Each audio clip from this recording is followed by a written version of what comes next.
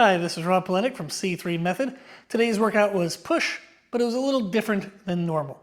Usually if I'm doing a push workout, which is chest, shoulders, and triceps, I'm going to prioritize my chest. Out of the grouping, it's the one that I feel is lagging the most. I'll then hit my shoulders for good shoulder width, and then triceps to finish them off. However, I was actually able to train my chest 48 hours ago, so just 2 days ago. I did a lot of cable flies, and then I did some high rep, high volume dumbbell presses. I wanted to do chest again, like put my push muscles again today, so that way the rest of my week was still sequenced correctly. But I know that since I just did a workout 48 hours beforehand, my joints are going to be a little bit still beat up and recovering, and the tissues themselves are still going to be recovering. So my structure today, I actually started with a lot of shoulder work first, and I did predominantly raises. I did 2 variations of cable raises, doing what I would call a double set technique, where I did a set of, say, 10 reps on my right arm, 10 on my left, right into 10 on my right, 10 on my left, and then I would take a break. So instead of just 10 and 10 and take a break, I did a double set, 10, 10, 10, 10, then the break. That allows me to use a little bit lighter weight, and it focuses more on a pump effect.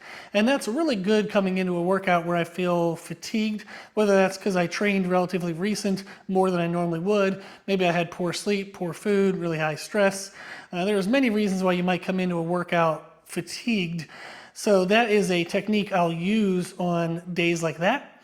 I then, after the cable raises, did some dumbbell lateral raises, and then finished with some dumbbell upright rows.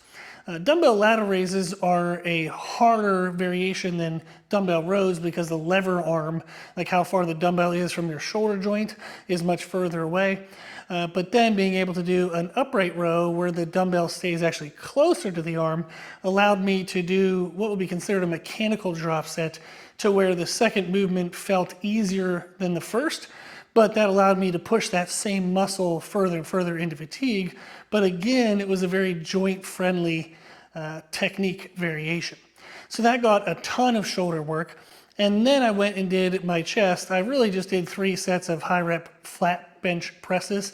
I did flat bench as opposed to normally I like to do a little bit of an incline, but a flat has less external rotation and stretch in the shoulder joint, so it was a little bit joint friendly. And then instead of having my elbows high and wide, I angled everything and tucked everything a little bit and focused more on just a nice flex in the chest, but I didn't overexpose the chest by keeping my upper arm too far away from my body.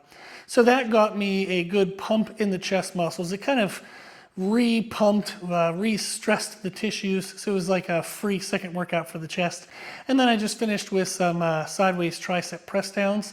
That again is more joint friendly than overhead extensions or, say, skull crushers. So it was a good way to pump up the triceps, but again do it in a way that protected the joints.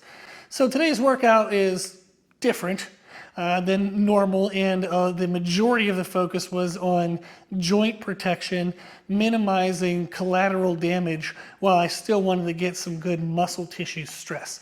I thought it'd be fun to share the workout. Maybe you're not going to necessarily want to do this one yourself, but it's fun to see how you can structure the way in which you do the repetitions. You can structure the way in where you organize the exercises, everything. There's a lot of unique attributes you can change around within a workout to alleviate joint stress.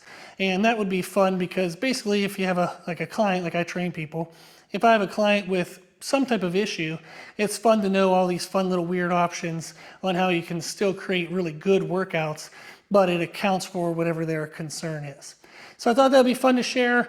Hopefully there were some good tidbits in there. If you have any questions, let me know in the comment section below, and thank you for watching.